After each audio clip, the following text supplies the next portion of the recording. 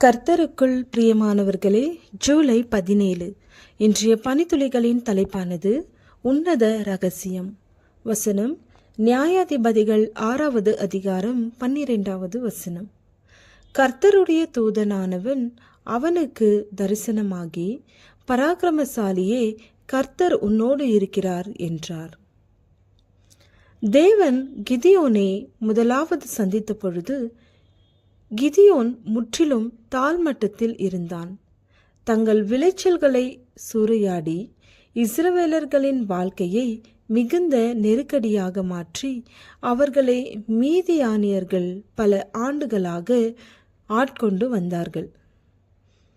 தேவதூதன் கிதியோனை சந்தித்த பொழுது அவன் விளை தானியங்களை பாதுகாப்பதில் கவனமாக இருந்தான்.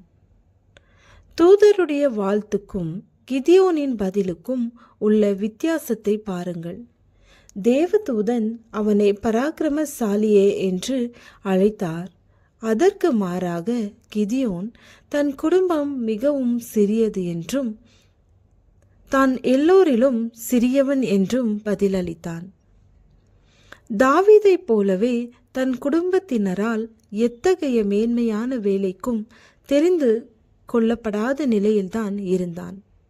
அவன் நிலையை உணர்ந்த அவனுடைய பதில் இயல்பானதே. தேவனுடைய வேலைப்பாடுகளில் ஒரு உன்னத ரகசியம் உண்டு. அது என்னவெனில், நமக்கு முன் அவர் வைக்கும் திட்டங்களில் வெற்றி நம்மை குறித்து நாம் எவ்வளவு குறைவாக எண்ணி இருந்தாலும் ஒன்றுமில்லை. தேவன் நம்மை குறித்து என்ன நினைத்திருக்கிறார் என்பதே முக்கியம். சாராள் தன்னை ஒரு பலவீனமான மலடியாக எண்ணினாள். ஆனால் தேவன் அவளை ஒரு திரளான ஜனத்தின் தாயாக பார்த்தார்.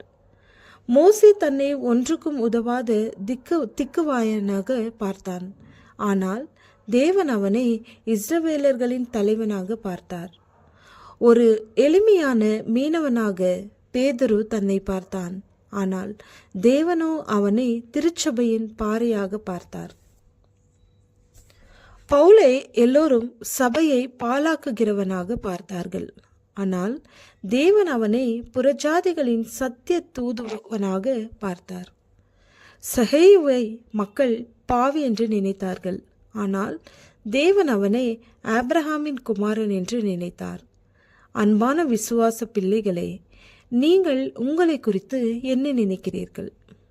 திறமைகள், வசதிகள் ஏதும் இல்லாத எளியவர்கள் என நினைத்து கொண்டிருக்கிறீர்களா? தேவன் அவ்வாறு உங்களை பார்க்கிறார் என்று நினைக்கிறீர்களா?